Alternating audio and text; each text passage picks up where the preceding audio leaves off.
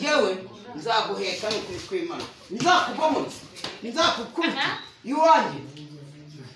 ko yambaye nawe akabuwa wamubona wandira ku mugore nawe uzongera wasi ngiye kugusora ntuzongera kundira ku mugore ku izina rya Yesu yakanza kubomotse turakubita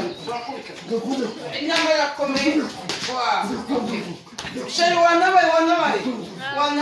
wanabaye yakaranyishe yakaranyishe cyasi urasuraho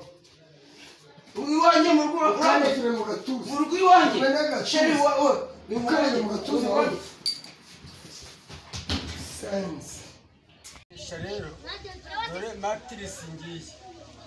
iyi rwose nzayikwirwaho n'amashuka mu kanya ngiye kuyazana cyakora ikintu ndi kubura mwana sha ni ibaga sha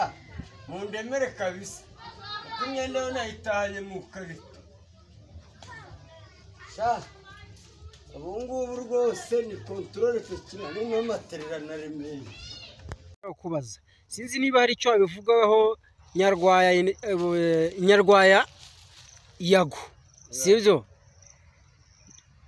tubazi ko mwari inshuti cyane zo ku rwego rwo hejuru ko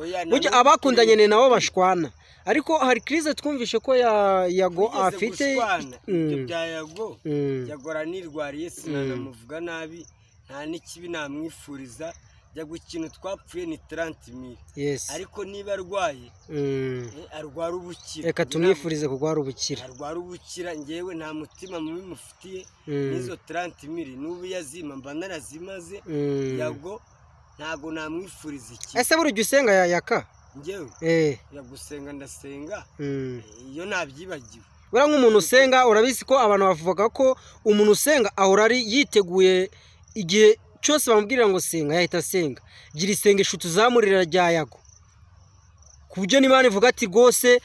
ntebye ku masengesho ya yaka mwana ntitaye ku byaha bye ndapfukamye ngewe yaka Mana gira icyo ufasha yago yago nubwo twavuganye nabi we nkavuga nabi ku 30,000 kubera inzara n'iki nabona ngiye yago ntago mwanga rwose Nyagasani Imana uba mu ijuru tukweretse umuvandimwe urwaye uri hariya mu bitaro Yago TV show Mana uba mu ijuru umufashe ni wowe muganga ushobora byose abaganga bo kuri iyi si ntacyo bakora ni wowe muganga nyawe Mana Nyagasani ufashe umuvandimwe akire Mana Nyagasani urari umuvandimwe nubwo wenda showbiz nyarwanda rimwe na rimwe umuntu agira inzara ukavuga mugenzi wawe haleluya ariko Mana uba mu ijuru Yago ntago mwanga nta n'ikibi namwifuriza Mana ukoresha iyo bwabaga ukoresha imbaraga zawe umuvandimwe ahaguruke mu bitaro akomeze akazi ke akomeze kuri Yago TV show kubera imbaraga zawe ngusabye mwizeye mu zina rya Yesu Kristo amen agahinda mfite ku mutima wanjye ibyo mwakoze byose nibyo muteganya kuzakora Imana yonyine nibizi I'm telling you so urupfu buri wese ararugendana nta muntu n'umwe ufite kontara y'urupfu buri wese ararugendana aho wanyura hose ushobora gupfa nakurasa nawe ngiye ukandasa urupfu buri wese ararugendana thank you none se yaka ko duherukanye uvuga ngo uri umusirikare ngo abambone ijisho barimenye byagenze bite bagukubitiye cyangwa se baguye hasi se nuko narindi kurwana aho urwanira he inyamaswa y'inkazi yibwirwa n'imisare nuko narwanye